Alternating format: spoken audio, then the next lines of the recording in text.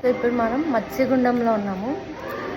ఇది పెద్దబయలు దగ్గర నుంచి కన్నా పాడేరు దగ్గర నుంచి ఇంకా దగ్గరగా ఉంటుంది. కార్తీక మాసం కదా, సో ఎవరైనా ఎలానో 1 వీక్ వరకు వస్తారు.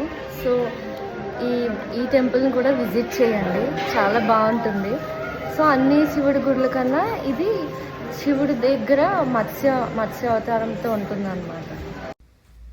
ఈయనే మత్స్యగుండంలో ఉన్న మత్స్యలింగేశ్వర స్వామి.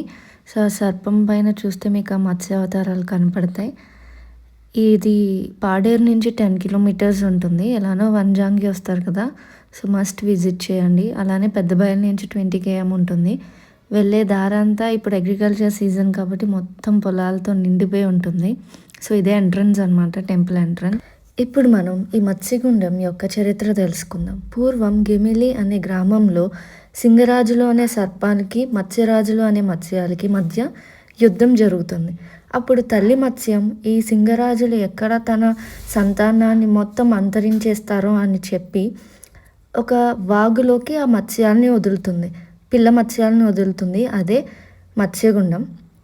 అప్పుడు యుద్ధానికి వెళ్ళిన తల్లి మత్స్యం ఆ యుద్ధంలో గెలిచి ఒక కన్ను పోగొట్టుకుంటుంది.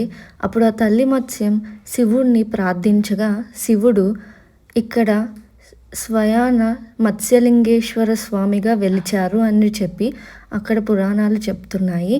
ఇక్కడ గుడి వెనకాల ఉండే వాగులో మత్స్యాలని దైవ మత్స్యాలుగా భక్తులు పూజిస్తారు. అలానే ఈ వాగుకి ఇదొక వ్యూ పాయింట్ అన్నమాట. వెనకాల వాగు దగ్గర శివుడు లింగం చిన్నది ఉంటుంది. గుడి వెనకాల కూడా శివుడి యొక్క లింగం ఉంటుంది. అది కోరికలు తీర్చే లింగంగా భక్తులు భావిస్తారు.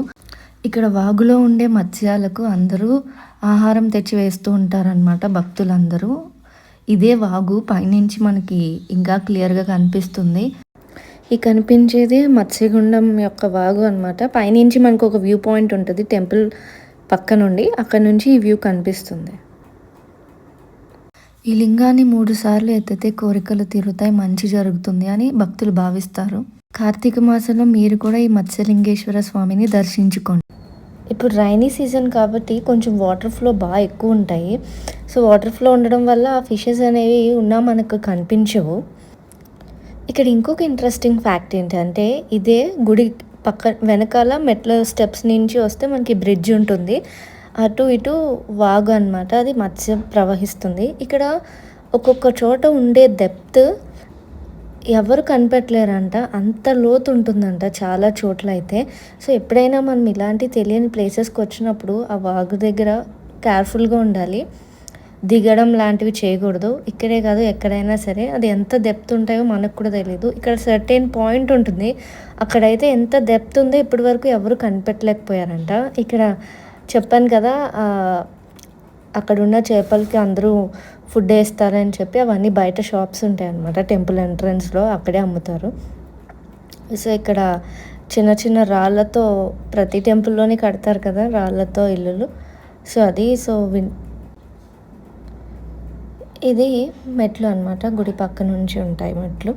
సో ఎప్పుడైనా సరే నేను ఎలా రావాలో ఆల్రెడీ చెప్పాను. పాడేరు వరకు వస్తే పాడేరు నుంచి జస్ట్ 10 కిలోమీటర్స్ వరకే ఉంటుంది ఈ టెంపుల్ అనేది, మత్స్యగుండం. ఈ కార్తీక మాసంలో మీరు కూడా విజిట్ చేయండి, బాగుంటుంది. అలానే బయట వనభోజనాలు కూడా పెట్టుకుంటున్నారు. సో ఫ్యామిలీతో చక్కగా పిక్నిక్ స్పాట్లో కూడా ఎంజాయ్ చేయొచ్చు. అలానే ఒక డివోషనల్ టైమ్గా కూడా స్పెండ్ చేయొచ్చు అనమాట ఈ టెంపుల్లో. సో అదే అనమాట ఈ టెంపుల్ యొక్క history. So what ever it is మొత్తం ఈ వీడియోలో నేను చెప్పాను. సో మెయిన్ నేను చెప్పేది ఏంటంటే, ఇటు ఈస్ట్ గోదావరి నుంచి వచ్చే వాళ్ళు అయితే తుని నుంచి లంబసింగి రోడ్ తీసుకోండి. ఫస్ట్ లంబసింగిలో స్టే చేసి తర్వాత అక్కడి నుంచి పాడేరు నుంచి అరకు, ఇలా ప్లాన్ చేసుకోండి. రోడ్స్ కూడా బాగుంటాయి. సో డైరెక్ట్ వైజాగ్ అటు సైడ్ నుంచి విజయనగరం అంటే మళ్ళీ సెపరేట్ రోడ్డు. బట్ ఎలానో కార్తీక మాసం కాబట్టి దేవుడికి కార్తీక దీపం పెడతాము. సో అలానే అక్కడ ఒక సెపరేట్ పక్కన గుడికి పక్కన ఒక పెద్ద పుట్ట ఉంటుందన్నమాట.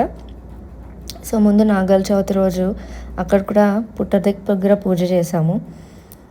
ఇదే టెంపుల్ అన్నమాట. మొత్తం చూడ్డానికి అయితే బాగుంటుంది. సో దీనికి చాలా చరిత్ర ఉంది అని చెప్పాను కాబట్టి ఎవరైనా ఇంట్రెస్టెడ్గా ఉండి వెళ్ళాలి అనుకుంటే వెళ్ళండి. అడ్రస్ అయితే అదే పాడేరు నుంచి 10 కిలోమీటర్స్. మళ్ళీ పాడేరు ఎక్కడుందని అడుగుతారేమో. పాడేరు అనేది అల్లూరి సీతారామరాజు డిస్ట్రిక్ట్, ఓకేనా. సో పాడేరు నుంచి ఇది 10 కిలోమీటర్స్. అదే మేము ఉండే ప్లేస్ పెద్దబయలు నుంచి అయితే 20 కిలోమీటర్స్ ఉంటుంది. వైజాగ్ నుంచి పాడేరు 100 km ఉంటుంది. పాడేరు నుంచి ఇది ఒక 10 km, సో అప్రాక్సిమేట్గా 110 ఉంటుంది. సో అది. సో ఇక దీని గురించి ఎలా రావాలి, డీటెయిల్స్, ఇది ఎక్కడ ఉంది అన్నీ నేను ఈ వీడియోలో కవర్ చేశానని అనుకుంటున్నాను. అలానే ఇది ఉండి ఈ ఊరి పేరు మత్స్యగుండం అనమాట. ఎవరు అడిగినా చెప్తారు మత్స్యగుండంకి ఎటు వెళ్ళాలి అని పాడేరు వరకు వచ్చాక. సో ఇది ఘాట్ రోడ్స్ అనమాట. బెటర్ వర్షం లేనప్పుడు ప్లాన్ చేసుకోండి. వర్షాకాలంలో ఏం ప్లాన్ చేసినా ఇలాంటి సైడ్ డేంజరస్గానే ఉంటాయి. సో నా అప్కమింగ్ వీడియోస్లో మరింత మంచి వీడియోస్. సో మేము ఉండేది ఏఎస్ఆర్ డిస్ట్రిక్ట్ అనమాట, అంటే అల్లూరి సీతారామరాజు డిస్ట్రిక్ట్. సో నా వీడియోస్లో ఏజెన్సీ యొక్క అందాలు, ఏజెన్సీలో ఎంత బాగుంటుందో ప్రతిదీ ఇక పైన అప్ టు డేట్ వస్తూ ఉంటుంది. సో